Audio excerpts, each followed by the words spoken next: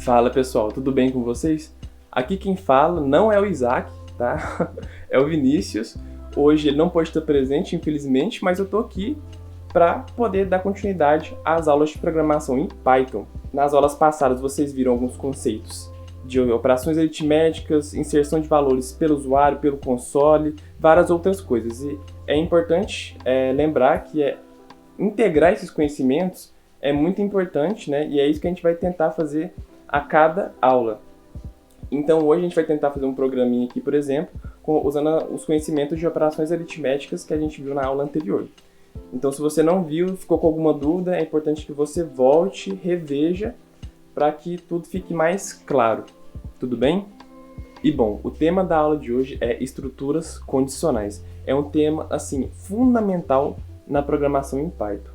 Não só em Python, vocês vão usar estruturas condicionais em qualquer linguagem de programação e na maioria dos programas que vocês vão fazer. Então é importante que vocês entendam esse conceito, certo? Mas aí sempre pergunta, então, o que é estruturas condicionais, afinal? Né? À primeira vista a gente não entende muito bem o que isso significa. Mas vamos supor que você foi para a praia. Chegando lá, você falou, se tiver ensolarado, eu vou para fora e aproveitar o dia. Se estiver chovendo, eu vou ficar aqui dentro do hotel. Então, só aí você já se fez uma condição. Ó, se estiver ensolarado, então eu vou poder sair de casa. Se não estiver ensolarado e estiver chovendo, então eu vou ficar aqui dentro. Tá? Essa é uma condição que você fez para si mesmo. E a gente faz condições o tempo todo dentro do nosso código também, e é isso que a gente vai aprender agora. Para a gente começar a fazer o nosso primeiro programa aqui no Python, utilizando as condições e suas estruturas, né? Porque a gente vai ver a sintaxe para fazer essas condições.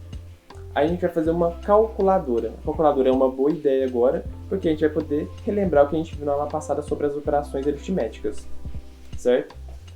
E bom, antes de começar, certifiquem-se que no seu GDB online esteja definido Python 3 como a linguagem a ser programada, né?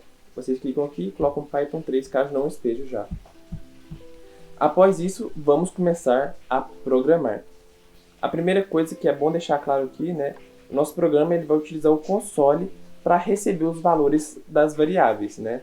Então, o usuário que vai, por meio do console, inserir os valores das variáveis. Mas quais variáveis? A gente tem que definir agora. Para uma calculadora, o que a gente precisa? A gente precisa de um primeiro número que o usuário vai inserir. A gente precisa de um segundo número para que o usuário possa fazer a conta, né? E um operador, para que o programa saiba o que ele deve fazer com aqueles dois números. Se ele deve somar, se ele deve subtrair, etc. Então vamos definir isso agora. Vamos lá. Número 1 vai ser o primeiro número que o usuário vai colocar. Número 1 é igual a input. E por que input? Porque o valor dela vai ser inserido por meio do console, tá? Lembre-se disso. E vamos colocar uma mensagem aqui para quem estiver utilizando o nosso programa. Coloca aspas. Digite o primeiro número. Feito isso, vamos definir a nossa segunda variável, que é o segundo número que o usuário vai colocar. Input, digite o segundo número. Certo? Bom, depois da gente definir os dois números que a gente vai utilizar para fazer a conta, a gente tem que definir o operador para saber o que a gente vai fazer com esses dois números. Então vamos lá. Operador igual input, porque é o usuário que vai informar para a gente qual será esse operador. E a gente pode colocar uma mensagem aqui para o usuário. Por favor, coloque o operador da sua operação, obviamente. Então a gente tem dois números para a gente poder efetuar a conta e o operador. E além dessas três variáveis, ficou faltando o quê? Pensem aí, ficou faltando a variável resultado, né, que vai receber, como o próprio nome diz, o resultado da conta que a gente vai fazer, né? Senão a gente não vai mostrar esse resultado em lugar nenhum e ninguém vai saber dele. Então a gente precisa criar uma variável para receber esse valor. E a gente pode definir aqui no início resultado igual a 0. E bom, vou deixar aqui como comentário, né, caso vocês não saibam ou não se lembrem. Para fazer um comentário é só você colocar uma hashtag aí no seu código, e o código que você colocar nessa linha, nessa mesma linha que o hashtag estiver, o programa não vai ler essa linha, ela vai servir de comentário mesmo. Comentário é muito importante para que você possa deixar seu código mais organizado. Então a gente vai colocar aqui os nossos operadores possíveis. A gente vai ter aqui o operador para subtração, depois a gente vai ter um operador para soma, um operador para divisão e um operador para multiplicação, como vocês já viram na aula passada, certo? E agora a gente tem que definir então qual será a nossa condição, né? E a gente vai ter que criar uma condição então para cada tipo de operador possível, né? Se o operador ele for igual a sinal de menos, a gente tem que subtrair os dois números. Se o operador for igual ao sinal de soma, a gente tem que somar os dois números. Então seria mais ou menos assim. Se o operador for igual a menos, então o programa deve somar os dois números, tá? Vamos colocar isso para a gente lembrar e para a gente não errar aqui na hora de fazer o código. Então, para a gente escrever isso em Python, a gente começa com um if. Essa é a nossa primeira estrutura condicional, o if, que em inglês significa se. Então, se o operador, que é a nossa variável, se o operador for igual a o símbolo de subtração, por exemplo, então a gente coloca esses dois pontos aqui e o que tiver abaixo será executado caso essa condição seja verdadeira, caso ela seja igual a true, certo? Então vamos até colocar isso aqui, ó, para a gente não esquecer. A condição será executada caso seja verdadeira, né? Ou como a gente fala na programação, igual a true, né? Vou deixar aqui entre parênteses para vocês lembrarem. Então, se o operador for igual ao sinal de menos, o que a gente deve fazer? A gente deve armazenar na variável resultado o valor da subtração do número 1 menos o número 2, certo? E para ver se o nosso programa está realmente fazendo a conta, né, para a gente consiga ver o resultado, senão não adianta, né? A gente tem que colocar um print, que vocês já viram em aulas anteriores. E aqui, em parênteses, né, a gente vai escrever uma mensagem para o usuário informando qual que é o valor dessa operação, caso ele tenha digitado o operador de subtração. Então fica: o resultado da operação é... E aqui, fora do parênteses, a gente coloca qual variável que contém, que recebeu esse valor, né? Que é a variável resultado, que vai mostrar justamente o resultado dessa operação. Então vamos ver. Vamos dar um run aqui. E ele falou, digite o primeiro número. O primeiro número é, por exemplo, 500. O segundo número, 200. E a gente quer, por enquanto a gente só colocou uma condição ali para subtração, então a gente vai colocar subtração aqui. Percebam que deu um erro aqui. Vejam, aqui está um erro muito comum. Quando a gente insere valores a uma variável pelo console, ele sempre vai entender como string, certo? Essa aqui é a abreviação de string, né? Que é um texto, são caracteres.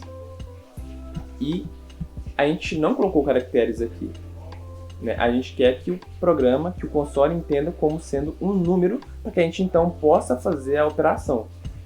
Então, é importante que a gente defina isso aqui no código. A gente coloca 2 parênteses para que a gente defina qual o tipo de variável que o console vai receber. Então, ele vai digitar um número pelo console, né, aqui no input, e esse valor recebido pelo console na variável número 1, né, num1, vai ser inteiro. Vocês vão perceber que agora a gente não vai ter mais esse problema. Vamos testar novamente. 500, 200. Subtração. O resultado da operação é 300. Tá aí nossa calculadora demo, né? Agora vamos terminar de fazer a nossa calculadora. Para a gente poder continuar fazendo a nossa calculadora e fazer contas com os outros operadores, a gente tem que acrescentar mais estruturas condicionais, né? Percebam que se o operador não for igual ao sinal de subtração, o que o programa vai fazer? Ele não vai fazer nada, né? Então a gente tem que definir outras condições caso a primeira condição não seja verdadeira. Então, o que a gente tem que fazer aqui é o seguinte: vamos entender aqui, antes da gente colocar no código, qual que é a lógica disso. Se if, que é a nossa primeira condição, não for verdadeira, então, se o operador for igual a símbolo da soma, o programa deve somar os 2 números, certo? Aqui nessa primeira condição a gente colocou uma condição para o símbolo da subtração, mas caso ele não tenha digitado então o símbolo da subtração, né, o nosso if ele não é verdadeiro, e se ele não for verdadeiro, então a gente vai fazer uma nova condição, né? Se o operador então for igual a mais, o programa deve somar. E para a gente colocar isso dentro da sintaxe no Python, a gente coloca o comando elif, que é uma palavra mista, né? Ela mistura 2 palavras do inglês, que é a palavra else, que significa se não, e a palavra if, que a gente já viu. Então ficaria algo como se fosse se não, se. Ou seja, se a condição de cima não for verdadeira, né? Se não, então se, e aqui a gente escreve uma nova condição, caso a anterior não seja verdadeira. E o comando para isso é elif, tá? Então se o operador não for de subtração, talvez o operador seja de soma, né? E aqui a gente coloca soma. Coloca os 2 pontos aqui, e o que tiver dentro do elif será executado caso seja verdadeiro. Então a gente pode realizar a operação aqui, que é o número 1 mais o número 2. Bom, e agora que a gente sabe isso, a gente pode fazer todas as possibilidades, todas as condições possíveis, né? Então vamos lá. Elif, operador, igual, o que está faltando ali? Falta o operador de multiplicação, então vamos fazer aqui, resultado é igual número 1 multiplicado por número 2, caso o usuário tenha digitado o operador de multiplicação. E elif, a gente vai fazer só mais uma aqui, igual o operador que a gente usa na programação para divisão, que é a barra aqui, tá? Resultado igual número 1 dividido por número 2. Certo? Vamos entender então o que a gente escreveu aqui até agora no código. 2 variáveis que vão servir para receber os valores a serem utilizados na conta, o operador que vai receber, como o próprio nome diz, o operador daquela conta, se vai ser o símbolo de soma para somar, se vai ser o símbolo de menos para subtrair, e uma variável que vai receber o resultado quando a gente efetuar a operação. Então, depois do programa receber todas essas informações, a gente vai entrar aqui nas estruturas condicionais para verificar qual tipo de operação o usuário quer verificar. Então, se o operador que o usuário colocou for o operador de menos, a gente vai efetuar a subtração. Se o operador que ele colocou não for igual à subtração, então, se o operador que ele colocou for igual à soma, a gente deve somar. Se o operador que ele colocou não for igual à soma, e se o operador for igual à multiplicação, a gente deve multiplicar.